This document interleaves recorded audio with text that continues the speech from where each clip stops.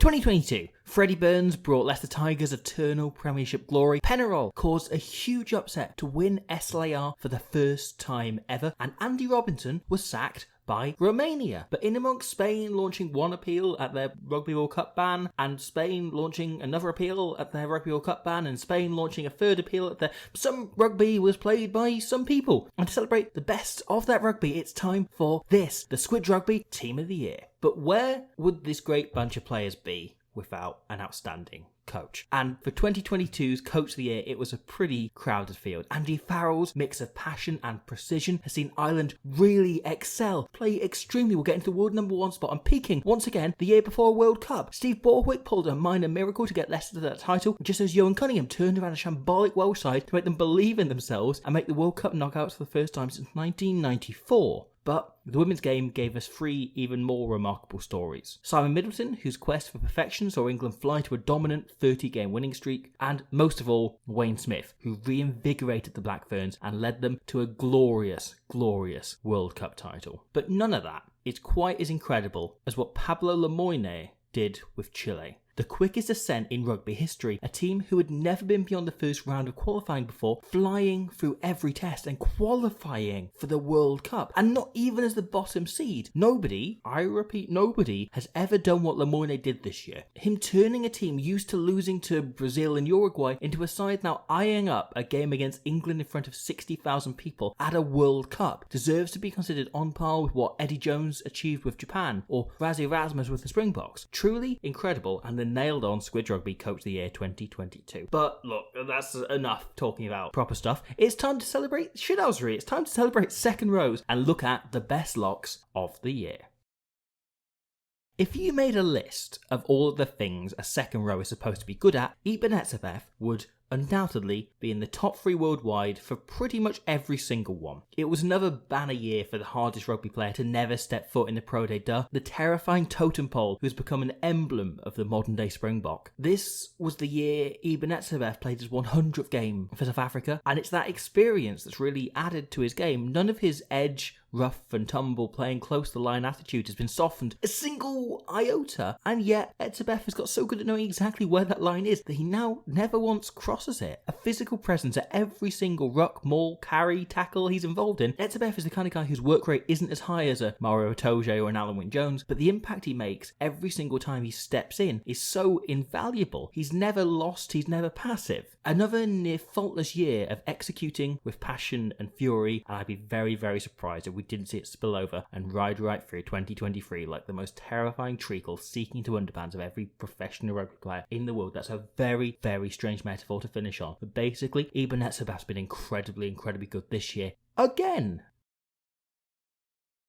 Tyburn is almost stupidly good at rugby. When praising Etzebeth a minute ago, I lean into just how good a second row he is. Almost every trait you want as a lock is perfected, but Byrne instead is just an exceptional rugby player. His boiler room calls are strong, sure, but it's the extras that set him apart. Tyburn is one of the best turnover merchants in the world, never mind the best for a second row, leveraging his levers over the ball to pilfer from those without absurdist tentacles in the place of conventional skin and bone arms like us boring people that aren't Tyburn have. His line-out work is brilliant too, agile and able, commanding in the air, and with ball in hand, he's got the full lot as well. A surprising turn of pace, excellent hands, and a really great boot, nailing this 50-22 to drive the point home. Byrne is just an absurd, exceptional creature, who I'm not entirely sure is human. There's at least some octopus DNA in there, but I'm confident, however, if Ireland are going to avoid this having been a peak this year, are going to kick on and overcome the usual World Cup slump, he will be the absolute heart, soul and centre of every effort, just as he will be for Munster. Every game he plays, he pretty much gets man of the match. That's probably going to continue. He's just really good at rugby, and I think it's worth mentioning once more that Tyburn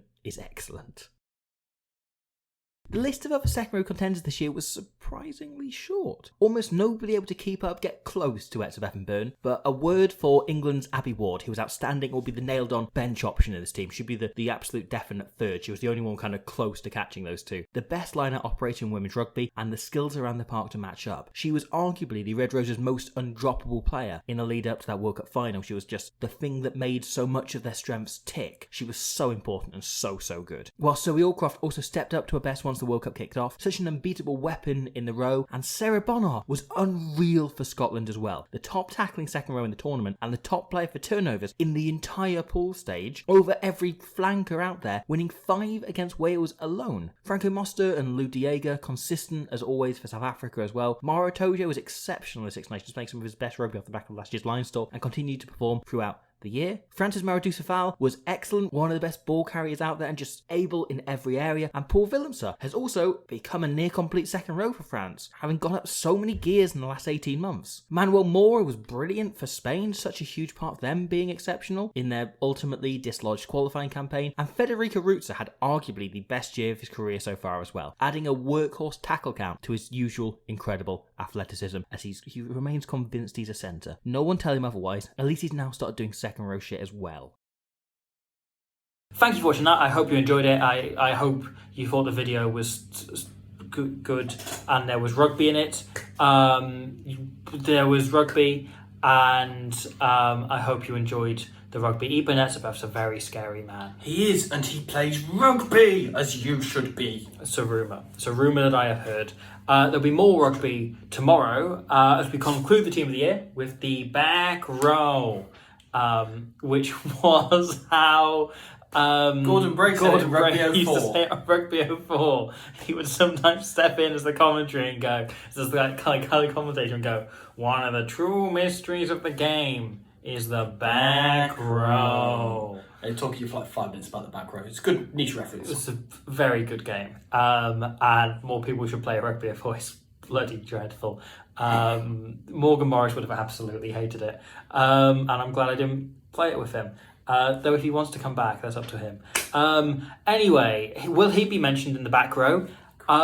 Spoilers, he won't, but every single year I think about including him because he bloody would deserve it, and every club has that player that they think should be mentioned in these things but isn't, and Morgan Morris is that if you're an Ospreys person. So we'll see you tomorrow for the back row. Being flung at one another.